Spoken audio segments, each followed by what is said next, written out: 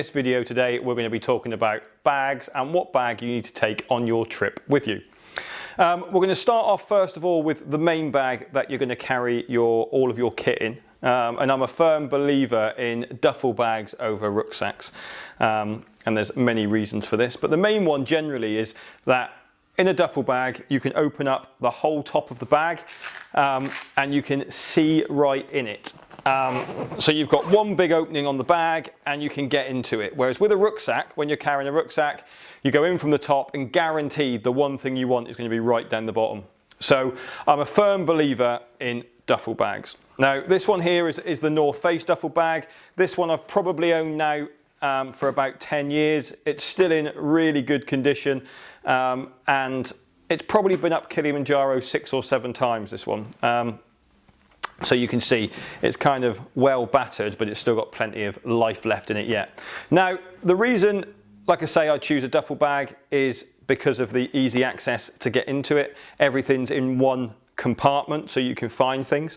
The North Face duffel bags are great because they're made out of this really tough material.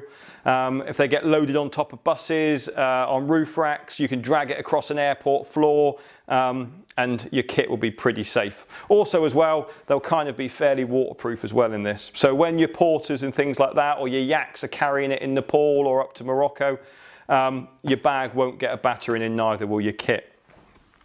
The North Face one does come with shoulder straps on it, so you can carry it as if it's a rucksack as well. It's not the most comfiest thing to carry, but just getting through the airport, carrying it from hotels, etc., these straps make it really easy to carry. But again, because they're so hard wearing, you can just grab the end loop and drag it across the floor, which you can see I've done on this one a fair few times.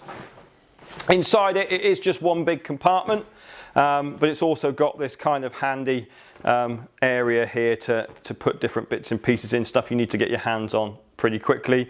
Padlocks are big enough that you can lock a padlock on it for going through the airport and doing that. And also there's compression straps on it as well, so you can pull it down and make it smaller.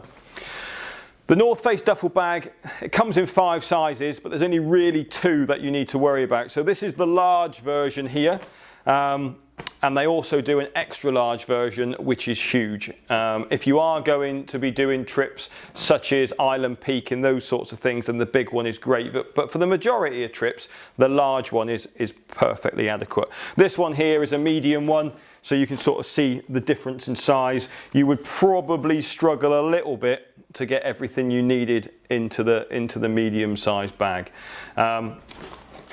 On the new ones, because this is a new one, it has got an end compartment on it as well, which the old ones, i.e. these ones, don't have. But they are the best bags, I think, for expedition use.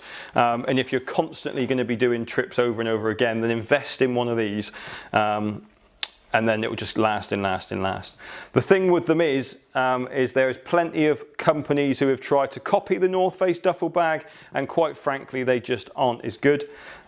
We had one chap on Kilimanjaro a few years ago. He had bought one of the cheap ones. The zip broke on day 1, and we were having to duct tape his bag together every night for him to go from camp to camp. So just invest that little bit of extra money and get something that's great. So if you've got a rucksack, there is nothing wrong in using it. By all means, take it along with you. But my preference on it is a duffel bag for these trips. The next thing we're going to look at is our day packs, and this is what we're going to carry each day with us when we're on the trek. So this bag generally will be the bag that you're going to take onto the aeroplane as your hand luggage, and it's what you're going to use on your trips when you're trekking day to day, that you're going to carry your day-to-day things in. So what sort of things you need to carry day to day? Well, you're going to be needing your waterproofs, your water, food, your camera, any personal snacks and things like that. So it doesn't need to be massive. Okay, this is my second one of these. And this is an Osprey bag, and I think these are brilliant for these sorts of trips. It's a 33 litre bag. It's perfectly sized for what we're looking for. It's got a comfortable straps on it, comfortable waist belt on it, pockets on the waist belt. You can put your hydration pack inside the bag and the tube comes out. And it's just got lots of handy little compartments like this one, where you can just stuff something in there. Quite often I'll put my waterproof or my jumper in there if I just want to use it again in an hour, so I don't want to put it all the way back in the bag. I can just shove it in this part here. So these bags are great. Now they're quite pricey, but again, if it's something you're going to be using constantly, then invest in it now rather than buying cheap. Because if you buy cheap, you'll use it once, throw it away when you get back, which is fine if you're only going to do one of these trips once. But if you're going to keep doing them and keep traveling, then I would always advise to invest in good kit. Bags such as this, which are the flimsy kind of bags, again, it's a great day sack. It will do exactly what you want it to do, but it has no back support in it. Very flimsy on the arms. It's not going to be overly comfortable for you to carry, and if you're trekking for 4, 5, 6 days on the trot, eventually this is going to hurt your back. This is great for sort of a one-day walk, but not realistically to continue trekking day after day after day. So that's it with bags. If you've got any questions or anything like that, just email us, go onto the Facebook group.